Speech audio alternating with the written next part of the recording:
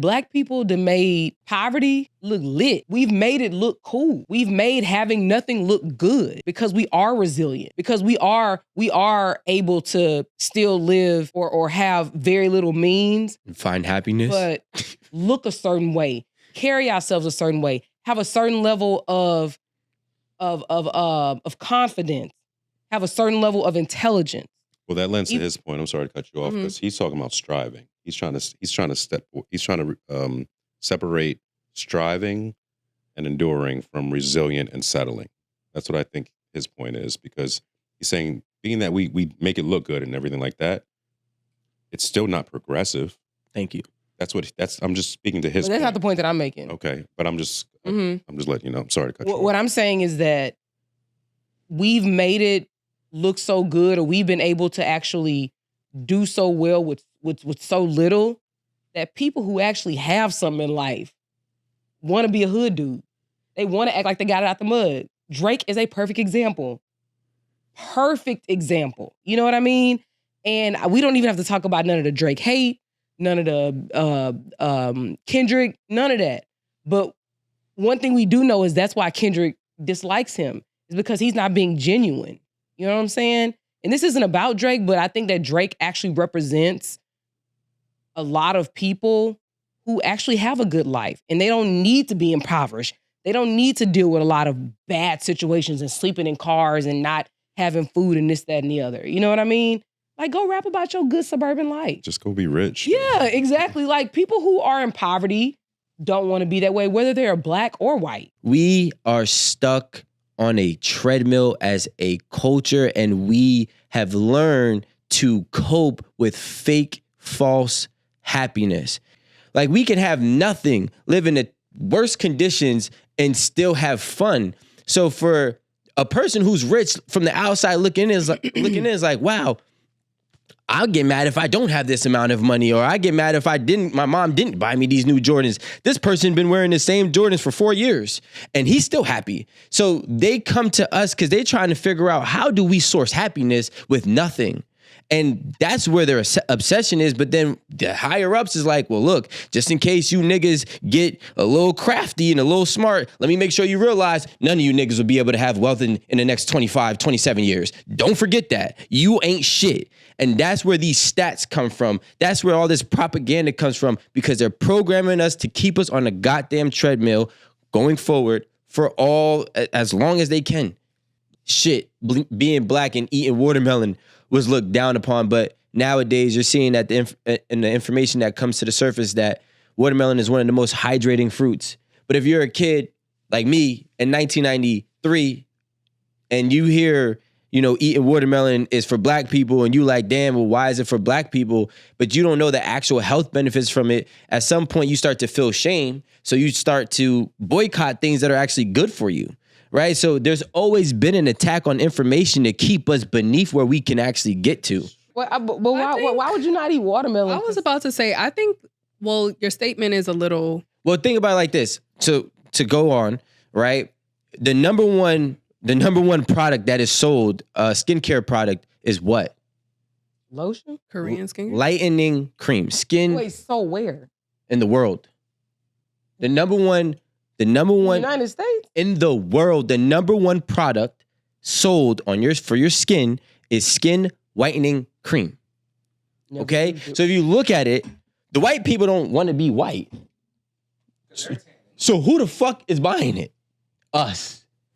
Got on that phone quick. Right? So when you look at it and it's like, all right, well, why is this the case? Is because they've already made it so that in order to be or look wealthy or to feel wealthy, you got to be white.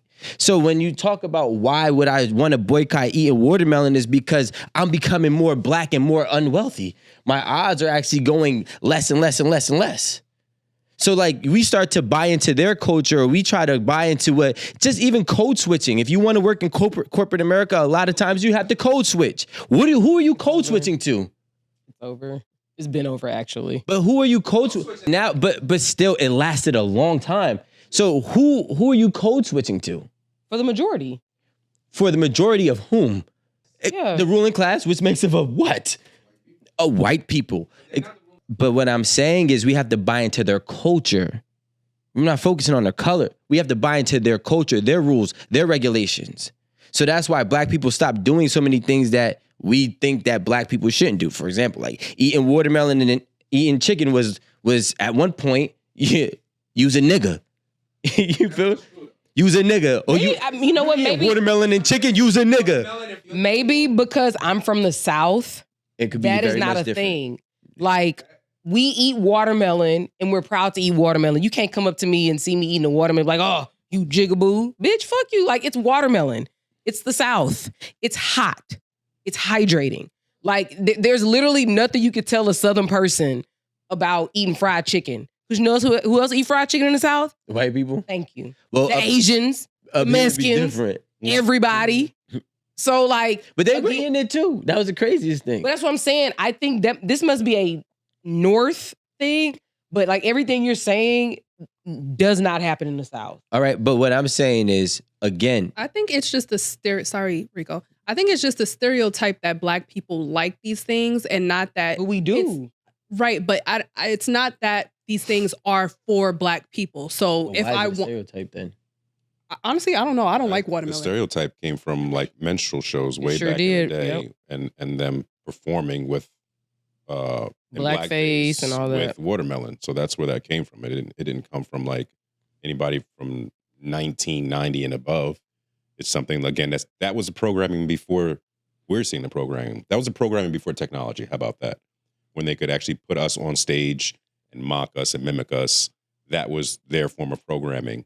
And then they would go back and tell other people like, oh, you got to come see this. Like, even if you go back to the origins of Black Friday, you know what Black Friday was about?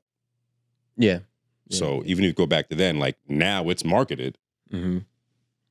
This is just because it's just part of our technology. Back then, that was just their marketing. Well, my point was, I don't think that people are going out of their way to say, well, I'm not going to eat watermelon. I'm not going to eat fried chicken because I'm trying to be less black. Well, now, no, I'm not talking about now. I'm saying in the 90s when you were younger. If you went to a high-end restaurant and you were black, and there's majority of white people in this high-end restaurant, you would look at the chicken and be like, "Damn, I would love some chicken. Let me not order chicken. Let me get steak," right? Because we were always trying to fit in to the stereotype of wealth. I know for a I'm gonna fact do a reaction that video. what's the guy? He's in a French-speaking, a francophone country. He's like 30-something. He's like the new leader. I cannot think of his name. I think it starts with an F. But anyway, y'all know what I'm talking about. And I always wondered this. I mean, I know it's from colonialization. I'm sorry, colonialism. But he removed the requirement for anybody like in the judicial system, so judges, lawyers, all of that, they don't have to wear that white wig anymore. So even you could be in Nigeria right now, or we'll say, yeah, Nigeria. He's not in Nigeria, but he's in Burkina Faso. What is it? Burkina? Oh, I don't want to mispronounce it. Versailles. But you literally will walk in and like you got somebody with a regular, say you got like a little fro or whatever, like your hair, like you have it cut short, Mm-hmm. and they'll have like a white like wig with the curls on it, like that. No, literally. That's fucking insane. With like the with the white, it's like a bib looking thing right here with the black. Literally, The that's ruffles. how they look. The Beethoven shit. Yeah, and it's like, why do you have that on? It's like it's a hat, but you got. And the thing is that people you might run in the court and just slap your thing on, so they be in there looking crazy. Hey guys, if you enjoyed that clip, make sure you check out the full episode on YouTube. All the full episodes are there, so check it out.